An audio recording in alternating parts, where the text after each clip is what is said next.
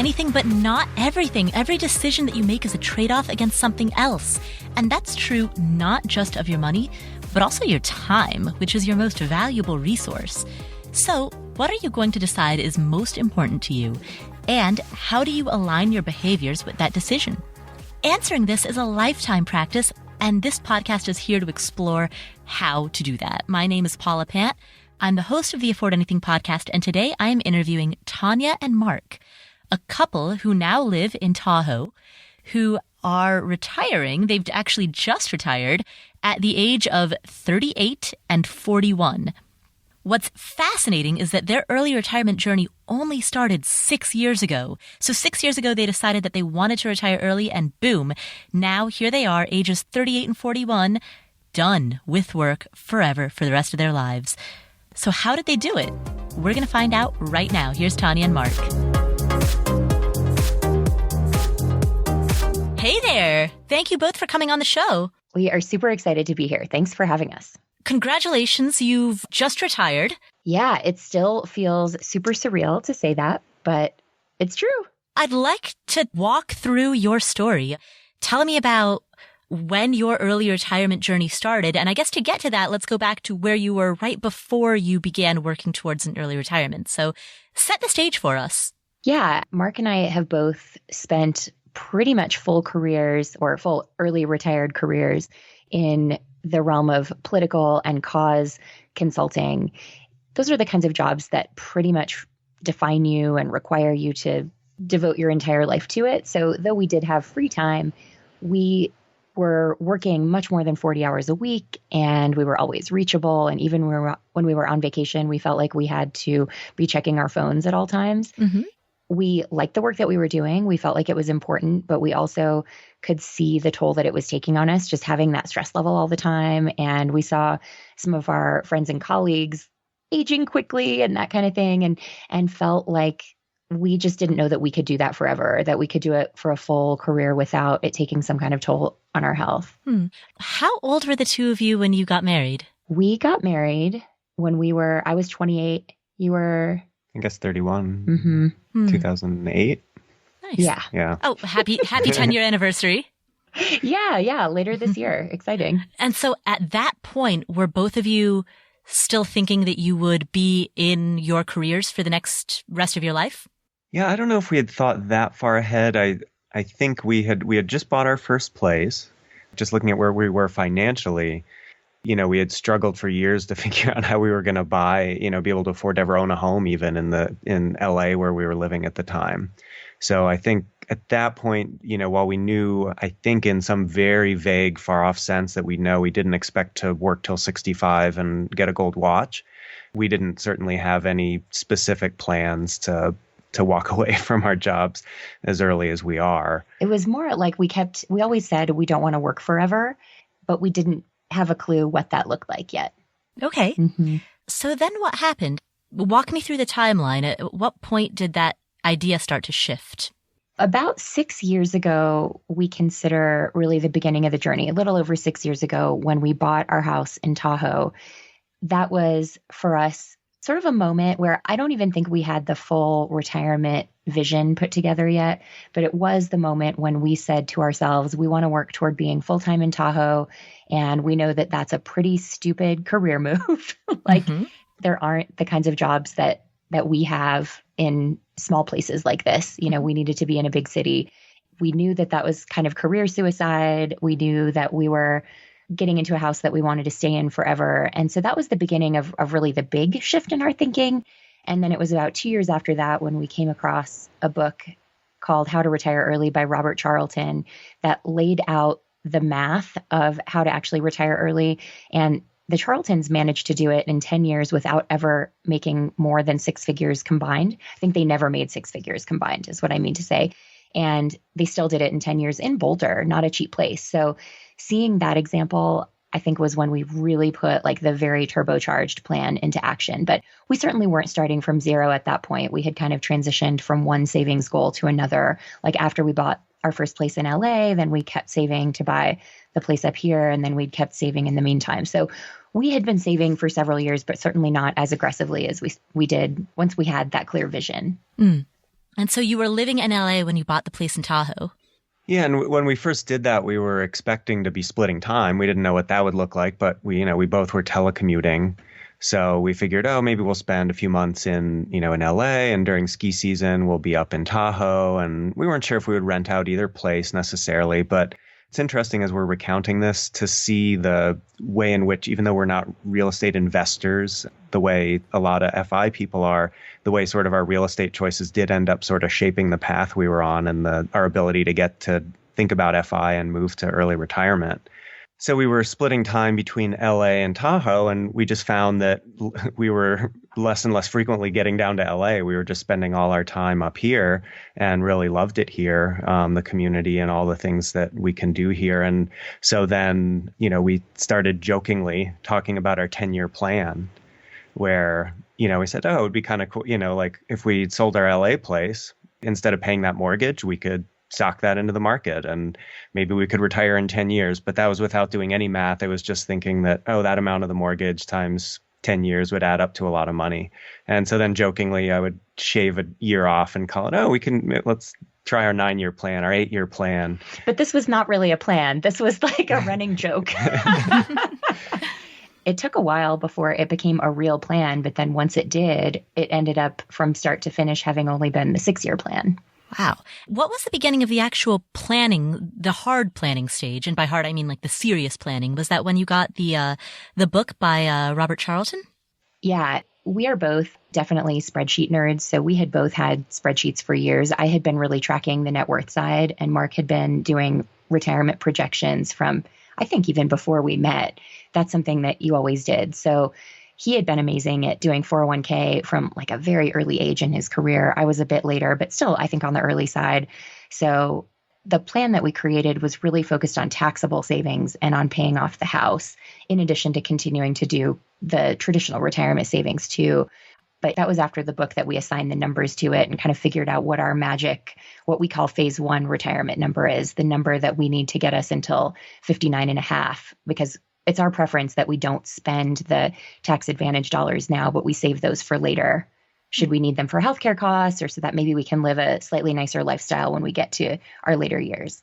Yeah, the spreadsheet at the time when we started, it was just looking at, if we keep investing and keep market growth, how much will we have when I hit 59 and a half? It was never intended to see, what can we get to at an earlier date? What do we need to live on? It was just seeing how much money will we have when we retire at the normal retirement age. But then after, Tanja, I think you gave me the book for Christmas, right? Mm-hmm. And when we started, looking at what was possible, and then we had to sort of create a whole new version of that, where we sort of reverse engineered from what we thought we could live on, how quickly could we get to that magic number, and then for each additional year of work, or every year less of work, how much more would we need to save, or how much less could we save to make it until we hit we get to the 59 and a half and can start touching the nest egg. Tell me if I'm understanding this correctly. So you have 2 buckets, broadly speaking. You've got the money that is in your tax-deferred retirement accounts, and that is money that you intend to live on when you are 59 and a half and older. And then you also have money within your taxable brokerage accounts, and that is money that you would live on between the ages of where you are now, which is 38 and 41, respectively, until you are 59 and a half. Yeah, that's correct. There's one piece that we didn't mention, which was we only had the 2 places, both Tahoe and LA, for a little while. And when we got smart and decided that we didn't want to just own 2 mortgages for the sake of it, we sold the place in LA, and then we used that to buy a rental near us that we rent to a relative. And so we did something that probably you, Paul, as a real estate pro, wouldn't approve of, but we did a 15-year mortgage on that. And the goal is to pay that off, not ahead of schedule, but on schedule. And so in 12 years, that will be paid off. And then that rent will be a good chunk of our cash flow as well. So we have a supplemental source coming in several years to bolster up the taxable, should it not do great in the markets, or should any side hustles we try not pan out. We aren't super reliant on that stuff, but I tend to be pretty conservative financially and like the idea of a lot of different contingencies and hedges. So knowing that we've got the rental, we've got the possibility to earn a little on the side, it all makes me much more able to sleep at night. Nice. I absolutely approve of that plan. I think that's fantastic. Great. Yeah. I just meant the 15-year mortgage. Oh, yeah. No, my primary residence mortgage is on a 15-year. Awesome. If you're not planning on taking out a whole bunch of mortgages, you may as well get a 15-year. Yeah, pay it off. off. If you only plan on having one or two, then yeah, take out the 15, get it over with. Mm-hmm.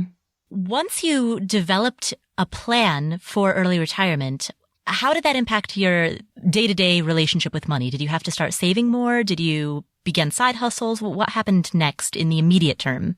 What's interesting is we actually quit side hustling right around the time that we got on this track. Oh, interesting. And it was sort of just where we were in our careers. I had taught yoga and spinning for over 10 years as a very busy side hustle. And I loved doing it, but it wasn't making a ton of money. It was also just a point in my career when I started needing to travel a lot more as a consultant. That's just kind of the deal. You're traveling to see clients a lot. And so I really realized that if I kept doing my side hustle, it would actually hold back my earnings potential in my career. And so it really was kind of the time when we decided to really throw ourselves into work in a different way, where I think a lot of folks, when they get on the early retirement track, they pull back from work. They get into the sort of mindset of like, oh, well, I'm not going to be here forever, so why invest myself? I think we did really the opposite. We really invested ourselves more. We found a lot more meaning in the work, knowing that we weren't going to be able to do it forever, which helped us appreciate it more and feel what I have been calling sort of nostalgic in advance. Knowing that things we're doing, it's like, oh, this is the last time I'll do this. Isn't this fun? Even if it's just like work stuff. By really committing ourselves at that level, I do think we were able to boost our earnings more than we would have otherwise if we had just pulled back a little bit or continued the side hustling. And so for us, it was totally the right choice. Obviously, that's specific to our situation, but I definitely do not regret a thing there. Mark, did you do the same thing? So I had never had a side hustle, but I do think, I'm not sure if it was specifically because of our plan or because of just the economic environment when we made that decision. You know, when we came to the realization, it was, we were still coming out of the recession. California was still sort of bumping along. And, you know, our company, like some, had had a tough couple of years. I was at a place in my career where bringing in business was expected and had an impact both on my bottom line and the company's bottom line. And I had never really liked that part of the job. And so I'd resisted it. I did, you know, tried to do good work on what was put in front of me, but never bring in business or work too hard at that, even though that could, you know, lead to bigger pay in the long run. But I think, you know, both because of our vision and because of kind of the recognition that there were other employees at the, you know, at the company who, you know, hustling a little more at my main job could help the company and help other employees, I maybe buckled down a little more and worked harder at trying to bring in new business. And that did, I think, kind of do both of those. It definitely helped us get where we were trying to get a little faster than I think we thought possible off the bat. Interesting. So did either or both of you find yourself getting promotions either more rapidly or to a larger degree after the early retirement plan started? It's one of those things where it's hard to know what happened exactly why or when it would have happened otherwise. But yeah, we both did get promotions in the final 4-year stretch.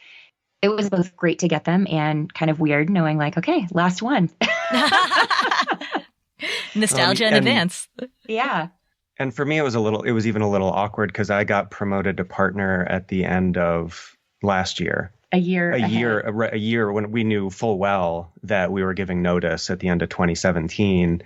So I was very grateful for that, but I also walked out feeling a lot of guilt, knowing that it was going to help, you know, set us up for what we were trying to do. But at that point, it was just too early to share the news and, you know, risk losing the job that was helping us get there. So it was kind of awkward.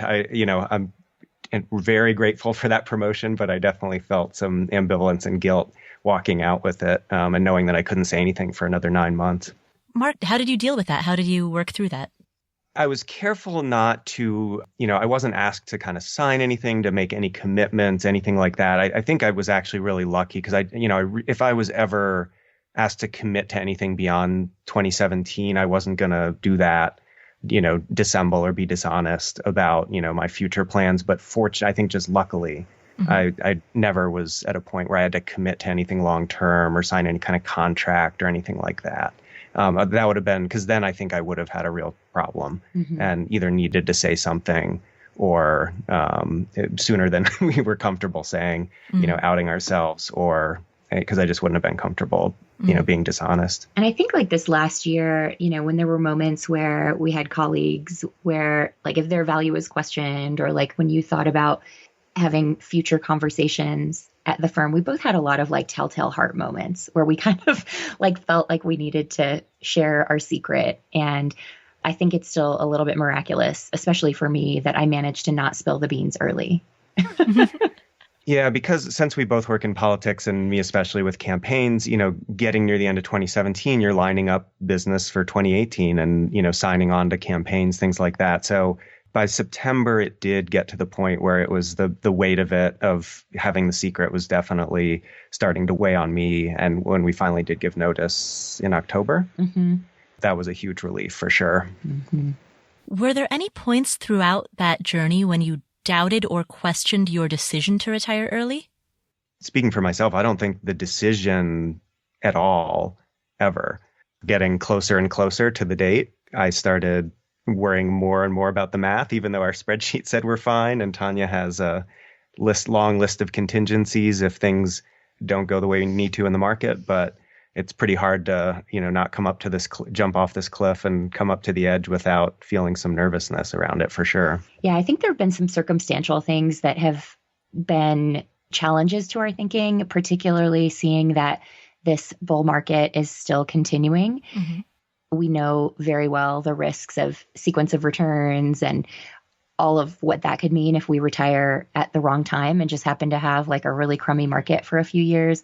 So I do think there have been moments that haven't made us rethink what we're doing, but have maybe made us bolster aspects of it. So like we're going into this with a bigger cash cushion than I think we probably would have chosen to have a year and a half or 2 years ago. And we've also, I think one of the things that was hard for me was thinking about giving up charitable giving. And so we've really tried to make that a priority. And we got a bit ahead of schedule actually with saving the last few years, but we did save a little more, but we also just gave more charitably, and we were able to just fund our donor advised fund. So that I think gives us both peace of mind that we can still give, even if we don't necessarily have like extra cash each year. Since we can't get that money back now, we have to give it. That's what it's for. And I think we have reevaluated whether we're willing to do any sort of the current work in retirement. Part-time consulting, I think 2 years ago, we would have said no way. In the midst of the last election, when we were both working 80-hour weeks, I think we would have said no way. And heck, whatever we need to do, we'll teach skiing, go back to yoga instructing, whatever it is to, make a few bucks here and there. If we need to, we'll do that. But then I think getting a little closer to it, and as Tanja talked about, seeing where the market is and the healthcare uncertainty, we are now, planning to do some part-time consulting, hopefully very part-time, but just enough to assuage some of these concerns. Smooth out the edges. You mentioned you have a large cash cushion. How many months worth of living expenses does that represent? 2 years. Wow. Yeah. And it could stretch longer than that if we need it to. If we see that the market takes a big dive, we'll cut our spending a bit and we could stretch it even longer. But yeah, it's about 2 years of average spending. And are you keeping that in a savings account? Yes. We have a big chunk of it out of our normal bank over at Ally. So it's at least earning like a tiny bit of interest. So. Yeah, a tiny bit. I think we're up to 1.25 points. And then we have what we call our Life Happens Fund at USAA, where we do our regular banking. So that's more accessible. But yeah, it's in savings. I know it's losing spending power every day, but it feels like an important hedge just given how high the markets are. I mean, maybe they'll stay high. Maybe they'll keep climbing. Maybe we'll feel like big idiots for keeping all this money in cash. But if it dives, we'll feel pretty smart. With the money that you have in investments, are you assuming a 4% withdrawal rate when you go to live on that? We are not actually. We have done a number of projections. Mark talked about the projection he's had since before we met that he's updated many, many times over the years to reflect what we expect to need at this point in time, and especially getting to 59.5. I've separately done my own projection. So we have our own spreadsheets that we use as kind of checks and balances on each other to make sure that we're thinking of everything. But we've actually based it on conservative market growth rather than 4%. So we have the amount we know we need to live on. We did all these projections where we only need to get like 2% real gains in order to be okay with no other income to get to 59.5. And then we are planning, as he said, to work a little bit, especially while healthcare is so up in the air. I think if we feel good in a few years that there's a healthcare solution and that the price is sustainable and that it's politically going to stick around, we might feel comfortable dialing that back. But yeah, it's unfortunately a little harder to tell the story of how we arrived at our numbers because we aren't using a 4% rule or any sort of basic percentage. And the percent of our whole net worth is just not super helpful because a big chunk of it we're saving for later. But I will say, like, something that's helpful to think about is the amount that we're planning to live on now. If we have normal market returns or even significantly below historical averages, but still positive market returns, by the time we hit 60, we'll be able to increase our spending by at least 50%, possibly double. So we have created a little bit more of a lean plan for ourselves, although we still think it's going to feel plenty luxurious because we'll have all this free time. But then we can live it up a little bit more once we get to traditional retirement age. If you average our spending in the pre-59.5 period and the later retirement years and what we have in the market now between stocks and bonds, based on what we're expecting to spend, averaged out again should be like 3.5% or so over all the years. So much that's less in the near term. So that's not accounting for rental income or Social Security over the long run. So our math we made it a little more complicated maybe than it needed to be, but we were looking at it more in like a 3.5% range, figuring that if we have a little more cushion later, that's only a good thing. Let me repeat back what I think I heard from you, and you can tell me. Do you want us to try and do that again more concisely? No, not at all, actually. It was pretty nonlinear. No, this is interesting, and it's difficult to ask follow-up questions without going into numbers. But that's a welcome challenge because it forces me to try to really understand this in a very conceptual way. So, talking specifically about the bucket of money that is in a taxable brokerage account, the money that is outside of retirement funds, traditional retirement funds. With regard to that money, as long as it sustains growth that is inflation plus at least 2%, oh God, then what? As long as it is inflation plus 2% on average between now and 59.5, we'll be fine without having to have any additional income. So not counting our rental income, not having to backdoor Roth any of our... Or Roth, convert Roth. Thank you. Convert any of our 401k to Roth. And I guess Social Security is relevant because we're talking about the early part. So yes, inflation plus 2% return on our taxable accounts should get us there. Or what is that? Right? Did you do the math 16 times our... Yeah, I think that's a helpful way to think about it. So we have 18 and change years between now and when we can get into Mark's 401k. And we have 16 to 16 and a half times our annual living expenses saved. So we just don't need a ton of growth over all those years to have enough. And then supplemented with rent, supplemented with any other side income we do. We know that to a lot of folks, this will sound bonkers conservative. And that's just something, like we just don't want to risk it. We have until recently been making a really good living, and we want to make sure that we have a really good cushion and just have a ton of security, because the last thing we want is to go into retirement and be stressed about money. I see. Okay. So you have 18 years in between now and when Mark turns 59 and a half. And over that 18-year time span, you have 16 years worth of living expenses saved. Is that correct? Exactly. Yep. Yeah, then you don't need very much growth. Yep. That's the hope. We'd love to be wrong, and we'd love for it to outperform, obviously. And then if we can spend a little more some years, that's great. Or if we can give more charitably, we'd love that. We wanted to make sure that we were going to be pretty rock solid, and without continuing to work one more year and one more year, we think that we are there. Yeah, it's easy to fall into the one more year syndrome. Yeah, we were lucky in that sense of having the election cycles to dictate some of this, so that we felt really strongly that we didn't want to work another election. That made it really, really powerful not to work one more year. Because that would mean another cycle. And just that's when our marriage took the biggest hit from just the stress of all that work and the stress of being apart from travel a lot. So we didn't want to put ourselves through that.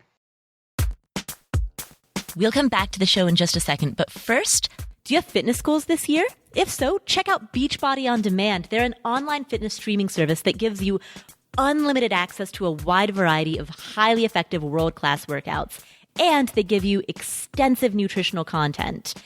Beachbody On Demand is the group that brought you familiar brands like P90X, the 21-Day Fix, the 3-Week Yoga Retreat, and the T25 workout program. I've been using them for a couple of weeks now, and I actually totally surprised myself. I thought that I would be doing the 21-Day Fix. That was my intention when I started using them. As it turns out, after going through a bunch of their different programs, there's a particular core workout program from T25 that I really like, and I've been doing that one over and over and over, and I've seen improvement in my core in just the few weeks that I've been doing it. And so that's what I think is really cool. They've got more than 600 different workouts, so you can try a whole bunch of different ones, anything ranging from cardio to weight training to yoga to low impact, even dance. And whichever one you enjoy the most is the one that you can continue to do, because workouts are effective when you actually do them. With Beachbody On Demand, it's so convenient that you're more likely to do it. It's accessible on any web-enabled device, your computer, a web-enabled TV, a tablet, a smartphone. So you don't need to go to the gym. You don't need to schedule a class. And it even has nutritional help with lots of comprehensive nutrition plans to help you meet your goals. So you need to give this service a try. And right now you can try it for free when you text Paula to 303030. Again, you'll get access, full access to this entire platform for free. All the workouts and all the nutrition information. Just text Paula to 303030. Again, a free trial membership by texting Paula, Paula, to 303030. Are you happy with your bank? Are you getting the most out of your money? Look, it's 2018. If your bank isn't making you money or providing an incentive for your business, it's time to find one that will.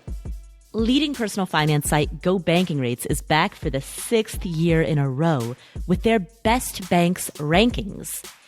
Go Banking Rates wants to help you bank smarter by helping you choose a bank that can do the most for your money on your term. Go Banking Rates' Best Banks rankings of 2018 has 5 top categories like Best Online Bank or Best Checking Account, as well as 10 editors' picks that include honors like Top Customer Service or Best Bonus Offer. Now, these rankings were determined by an objective analysis. No banks paid for any inclusion or for any specific placement. These are unbiased, designed with you in mind so that you can figure out where you can find the best banks that will suit your needs. Are you banking with the best? You can find out tomorrow, January 9, by visiting gobankingrates.com/Paula to check out the rankings. Again, that's gobankingrates.com/Paula to check out the Go Banking Rates 6th Annual Best Banks rankings.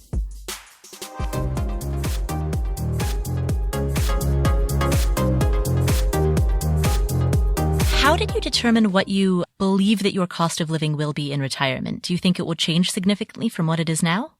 It's funny because I think it will change in some important ways. And we are probably relatively unique in that we expect some of our costs to go up, actually.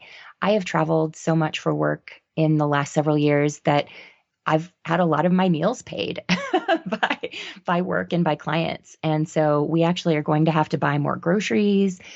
We're sort of known among some bloggers for keeping our house really cold. We keep it at 55 degrees in the winter. Like, we'll be home more. We might need to actually turn it up a little bit. And so natural gas is a lot here and firewood's a lot. So there are a couple things like that we do expect will cost a little more. And then some other stuff we can definitely trim back on. Like, we can also do a lot more of our maintenance on our house ourselves. We can make some things food-wise ourselves, so we'll save a little grocery money there. But then I think we want to be really, really realistic that we do want to travel a lot. And so that is going to be a big expense. But we're going into retirement with about 3 million travel miles across all our accounts. So we do expect to be highly subsidized on the travel front for many years. Mm-hmm. Well, yeah, you get right now, Tanja, you're traveling so much for work that when you're home and have a break, we often, just want to spend it here. We moved to Tahoe because we love it here and we like to ski and mountain bike and rock climb and hike. And we very rarely get to do the things we want to do here. When you're back from all your work travel, it's not like the first thing we want to do is go on a road trip or fly somewhere else. Whereas, once we're retired, we'll have, if we choose, 365 days a year here. So we will want to be traveling more. And then that, our miles notwithstanding, that travel won't be paid for through work anymore. Mm-hmm. Other than traveling, what else do you want to do in retirement? We have pretty different answers for this. You want to go first? So my answer is a lot along the lines of all the things I said that we moved here to do that we don't get to do right now. I want to ski 100 days a year. Mm-hmm. I want to spend a lot of time mountain biking, rock climbing, summiting peaks. There's just so many awesome things to do in Tahoe. We've lived here 6 or 7 years, and we still have friends who will tell us, oh yeah, I went for a hike on whatever trail last weekend, and we don't even know what that trail is. So we're locals, but sometimes we feel like tourists in our own town. So I really want to feel like a local finally, and get to do a lot of that. I also am actively involved with the Sierra Avalanche Center, which is a nonprofit here, and I'm the president of the board, and that's a pretty heavy time commitment, about 20 hours a week during the winter and spring season. So that's I'm looking forward to spending a lot of time with volunteering with that organization. Yeah, we joke that Tahoe is a place where we sleep on the weekends, just because that's how it felt when we were working and traveling so much for it. But I share all of those outdoorsy goals, although maybe minus all the mountain biking, but yes, on the rest of it. But I think on my side, it's a bit more on the creative side. So I definitely am excited to keep blogging, and I will probably end up being a serial podcaster, just because radio was something I did when I was younger and tried to make a career out of it, and didn't quite work out then, but now it's something that I can do and not worry about whether it's successful in a traditional monetary sense. And so that's a really fun thing that I'm looking forward to doing more of. And then just writing more and figuring out, the biggest thing is I just want to figure out what I want to do when I grow up. Is there something else that really sparks my passion that we just haven't discovered yet? And I think that's something we want to leave a lot of time for, is just discovery and adventure and kind of letting magic happen. One thing that strikes me when I talk to you is that it sounds like both of you have been on the same page the whole time. You both took to the concept of early retirement and have been on this journey together. Am I understanding that correctly, or was there ever a point where one of you was more into it than the other one? I think once we got to the point of discovering early retirement and realizing that that was possible for us, we were 100% on the same page. And certainly we may not have been in lockstep at every moment about exactly how to do that. I think we've kind of gone back and forth on who wanted to be more frugal at what point in time. And we've had a little bit of misalignment there, but we have been in total agreement on the end goal of retiring and our date and all of that stuff. I think going back to the earlier days before we figured out early retirement, like when we first got together, we had slightly different ideas about spending. But even then, I don't think we were ever way out of alignment. We just were in kind of different places financially when we met. Yeah, I think once we started the early retirement journey, yeah, we definitely agreed on the vision. I think we swapped maybe even a couple times in terms of sort of our confidence level in our plan and the amount of money we thought we needed budgeted. I think early on I was only half jokingly pushing us from the 9-year plan to the 8-year plan to the 7-year plan and saying, oh yeah, no, we can save more, we can live on less. And Tanya's naturally more conservative in terms of finances, at least, right?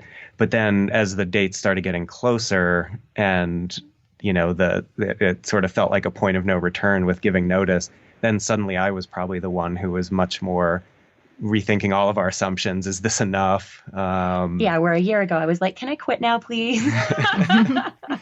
But then I went from the one pushing the date to, well, maybe we should do the one more year and really pad it and make sure we're really set. Whereas Tanya was then, no, this is our date. We're done. Mm-hmm. One of the themes that I hear coming up as I talk to you is fear of scarcity, fear of not having enough, which is common in pretty much every story of every early retiree. Were there any other things that you had to grapple with at an emotional or psychological level particularly as you approached your early retirement date? I think you were totally right in calling the fear. And I really think it's important for folks to recognize that that's a natural tendency, the scarcity kind of mindset, and to figure out ways to overcome that. And we've really tried to beat that by building in really strong systems that help us and support us. But I think the other things that we've grappled with, a lot of them have been not financial. They've been more emotional, like thinking about, Mark is someone who thinks of himself as really a provider. And so what does that mean then when you don't have a paycheck coming in every month, or if the paycheck's not bigger than mine, or any of that stuff? And I've struggled a lot with the question of relevance. Like, I like to be valued for my contribution and my thoughts on things, which is something that I've gotten a lot of through work. So thinking about how do we still get that somehow without having to have traditional jobs, or even maybe without working at all. That's all stuff that I think has taken a lot of grappling with. But I also think that's doing that work ahead of time and thinking that through, I think, is really worth it, so that you don't get to retirement and go like, oh my gosh, now I feel irrelevant, or I lost my whole identity and I wasn't prepared for that. And I think, the things I've wrestled with have been a little different, and I don't know where it comes from, but certainly some level of guilt, I would say, honestly, from being, in a lot of ways, we're incredibly blessed, of course, to be able to do this, to have successful careers that we both kept through the recession, when our companies did make layoffs. And of course, a lot of companies did. So, now, we're in an era when millennials are coming out of college with tens of thousands in student loan debt. We've been lucky to have these great careers. And I think to some degree, I feel guilty walking away, like it's looking a gift horse in the mouth, or ungrateful for the opportunities we've had, or I've had. On the flip side, of course, that means there's an opening for somebody else who's hungrier and more ambitious to move up. And so that's certainly a good thing. But also, the work we do, because we're in politics and kind of social change, we don't just do it because it's a job. We do it because there are issues we care about. I think, right now, walking away when it's a really tumultuous period and there are a lot of, national issues that we work on, the timing is a little weird. And I think I feel a little guilty walking away when it feels like our work is maybe more important than it was a year or two or 10 ago. And so how have you worked through that? How are you processing that? I think part of it is these things kind of move together. So as we realized that we wanted to still stay connected to the world in some way and feel relevant in some way, it was about the same time we were accepting that the bull market was probably going to continue and we were very likely to have a recession early in our retirement. So there was a single answer to both of those, which was to keep working in some small way that both could help hedge our nest egg and could give us some of that gratification that we'd like to get from work. I also think it was really very much about figuring out, like, how can we still have a purpose? And I think you talk about this a lot, which I love. It's the idea of what are you retiring to, not just what are you retiring from, and really putting in a ton of time thinking about what that thing that we're retiring to looks like, and making sure that it isn't just fun, but it's also filled with purpose, filled with meaning, filled with contribution to the world. So some of the stuff we haven't talked about yet is how we want to actually not just volunteer for organizations here locally, which we both do, but also to coach some of the other nonprofits to do their work more effectively. On the blog, I've really taken a mission of trying to push the FI community to be more generous. It's a community with tremendous wealth and resources, and so encouraging folks to put that to good use in some small part. So thinking about ways that we can still help to be a positive impact in the world, even if it's not directly through a traditional job. What was the reaction from family, friends, colleagues when you made the announcement? Well, so our families had known, our immediate families had known for a while, and our friends in Tahoe, we had told. But in our professional circles, I had only told one close friend at work who I've worked with for 18 years. It was a surprise for almost everybody at work. My boss was definitely shocked. Couldn't at first, I think, get his head around what I was saying. What do you mean retired? How old are you again?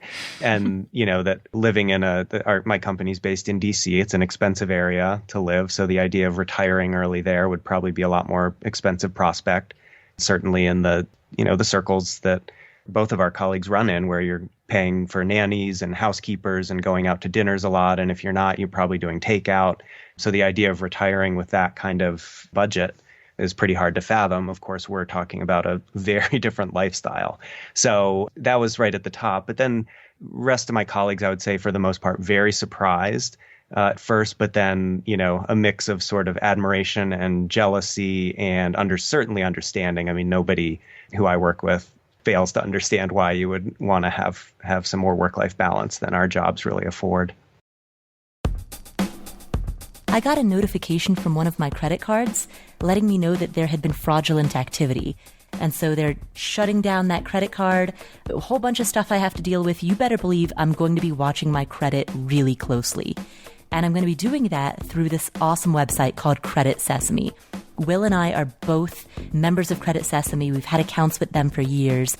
Credit Sesame is a website in which you can check your credit score for free, plus get personalized credit tips to better manage your credit, totally free and updated monthly. They're creditsesame.com, and they do not require a credit card or a debit card for you to sign up. So you can check your credit score for free, and you get personalized financial tips based on your specific situation. And you can use this to improve your financial health. With your membership, you also get free identity theft insurance worth up to $50,000, which could be a lifesaver in the wake of the Equifax data breach, or a lifesaver if you, like me, find yourself in Ecuador and are trying to deal with some fraudulent activity on your card from out of the country. And if you ever need it, there's a live helpline where you can talk to identity restoration specialists for free. So check them out. They're totally free, and it's great to know your credit score and to get educational content. creditsesame.com.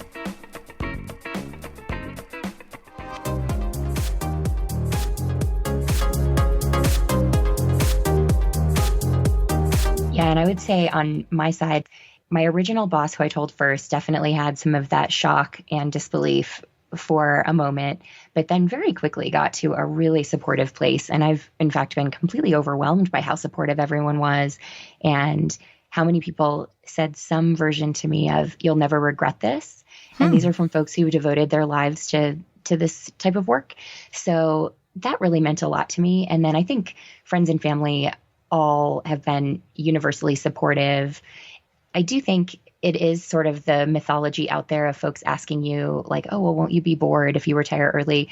And I would say a couple of strangers have probably said things like that to us, but everybody I know who is interested in early retirement is so multifaceted and has so many different interests and could do so many things that people who know us have had no doubt that we'll have plenty to fill our times. Like my immediate supervisor, who I love and will miss working with, said to me, "Well, this makes sense. You're just a person who could do a lot of things in life, and I can see how you wouldn't want to spend your whole life in one career path."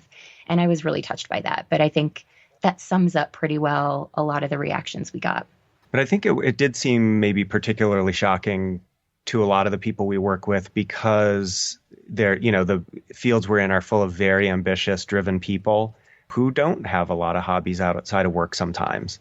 In a way, we've always wanted to have more work-life balance than we can. We've wanted to ski and hike and climb and camp and all that, and just haven't really been able to make the time.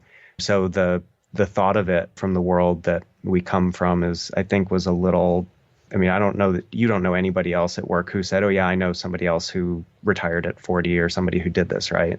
Mm-hmm. Like, I just don't think anybody had met a model of that like you might in engineering or computer science or a lot of, the fields where you do have some early retirees, or at least seems like from the blog world. Excellent. Well, is there anything that I haven't asked that you'd like to emphasize?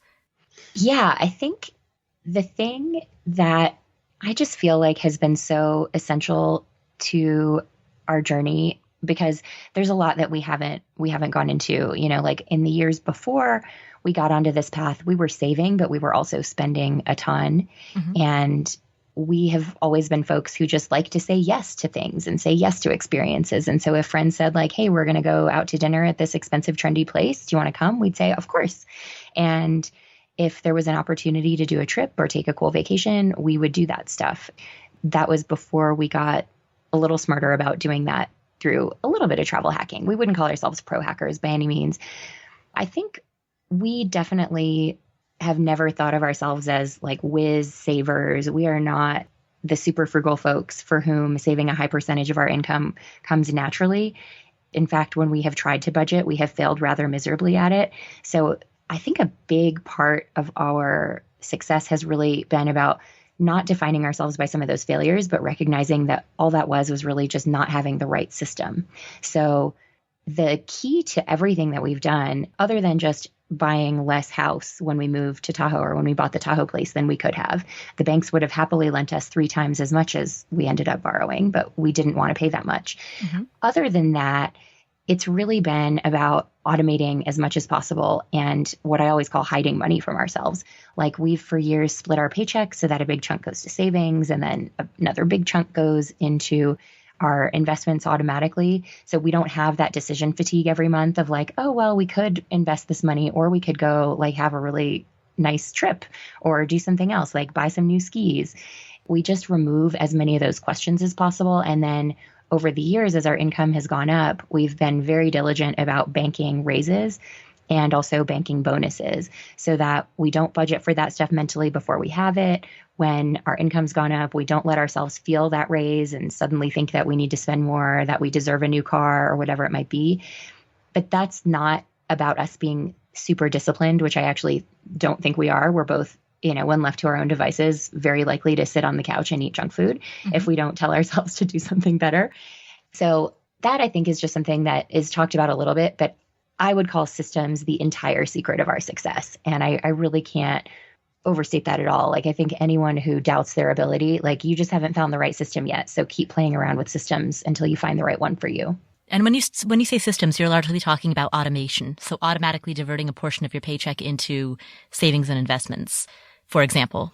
Yeah, exactly. And the other way to talk about that or think about it that I think Tanya's written about a little is it's all what we sort of did was lifestyle deflation, where, when we first started on this journey, we realized as people in the FI community have that, as you get raises, your lifestyle inflates to fill the money. You start without even thinking about it. You know, sort of in the back of your mind how much, your paycheck, what you can do with your paycheck each month. And you find a little bit more to do to spend it. It doesn't mean you're going out and, suddenly buying a Mercedes, but you're probably, buying that appetizer and dessert instead of just the entree when you go out. And so when Tanya first started blogging, there was actually some questions and discussion about should we try and live on our retirement budget while we're still working? Mm-hmm. And I think we had some debates about that. Oh, yeah. Because we could save a lot and we could still live a pretty comfortable lifestyle. And we said, well, why? We need some of these outlets while we're working. So instead, what we did, we sort of did the opposite of lifestyle inflation we would, just hide the money from ourselves, like Tanya said. And we found that we would, without setting ourselves on a strict budget, we would unconsciously just spend the right amount each month instead of having to dip into savings. Once that money was gone, we weren't going through our budget and picking categories that we needed to shave or even analyzing probably how much we spent in different categories. We just found we knew once that money was gone, we could naturally align our spending, and we sort of slowly tightened the belt and ratcheted it down. So I haven't looked at it closely. I think we're living on pretty close to our retirement budget now. Yeah. And full disclosure, we did have kind of an expensive last quarter of last year doing a couple of things we knew we couldn't do after we retired. So we got Mark a new mountain bike, a new used mountain bike, I'll say. We bought a couple of plane tickets for this year and did some things like that were a little more expensive. But if you take that stuff out, yeah, we're totally living at that level. But we didn't try to go from like baller spending to retirement spending all at once. As he mentioned, it kind of gradually deflated over time. And then we never let it inflate back up again. And I think we are both people who would feel very deprived if we noticed that our life all of a sudden felt very different. So it was more like as we tracked, we kept seeing like, oh, do we still need this thing? Where suddenly when we'd see the progress we could make with it, that didn't feel important. But we never tried to like do all of that at one time. Or we'd pick an amount we wanted to invest each month. And then we'd notice, okay, it's been 2 or 3 months and we actually had a little extra or we, splurged when we didn't need to. Well, let's up our investment then to make up for that slack that we spent because we had it, or bank that instead and sort of, again, slowly tighten the belt. So it never felt suddenly deprived. Mm-hmm. Nice. Go systems. Well, thank you so much for coming on the show. Where can people find you if they'd like to know more? They can find us at ournextlife.com and on Twitter at our_nextlife. And we've got links there to all of our other fun projects. Nice. Like what fun projects? I'm doing a podcast with my friend Kara Perez, who writes the blog Bravely, called The Fairer Sense, that is about women, money, and equality. And Mark and I are starting a podcast sometime very soon called Adventures in Early Retirement. That's going to be not strictly financial by any means, more about the adventure side of things. Oh, nice. But coming soon. Nice. Well, I can't wait to check that out. Yeah, thanks so much for having us. This has been a blast. Huge thanks to Tanja and Mark for this awesome interview. I've really enjoyed this conversation. What were some of the key takeaways that came out of their story? First of all, when it comes to their finances, they did 3 big things well. Number 1, they moved to an area with a lower cost of living. They moved from LA to Tahoe. Number 2, when they bought a place in Tahoe, they bought much, much less of a house than what they could otherwise afford. As they mentioned, they would have qualified for a mortgage that was 3 times more than what they actually took out. And number 3, they automated the rest. They didn't worry about categories, line item, like how much are we spending on groceries, how much are we spending on toiletries. Instead, they decided to build systems so that they would not suffer from decision fatigue. They would not let themselves get in their own way. They built systems, they automated it. By doing that, by taking care of the really big expenses and then automating and anti-budgeting the rest, they got themselves to where they needed to be within only 6 years. So that was one major takeaway that I got out of this conversation, is that if you build the right systems, you'd be amazed at how much is possible. Number 2 is to make a clear and informed decision as to whether it is more worth your time to start a side hustle and build multiple sources of income, or throw everything you can into your day job if that day job, A, gives you a sense of satisfaction and meaning, which clearly it did for them, and B, that day job has the ability to give you significant promotions. As you heard them say, both of them got major promotions within the last 4 years of work, and a large part of that was fueled by the fact that they were enjoying their work more as a result of knowing that they wouldn't be doing this for very long. Where I think a lot of folks, when they get on the early retirement track, they pull back from work. They get into the sort of mindset of like, oh, well, I'm not going to be here forever, so why invest myself?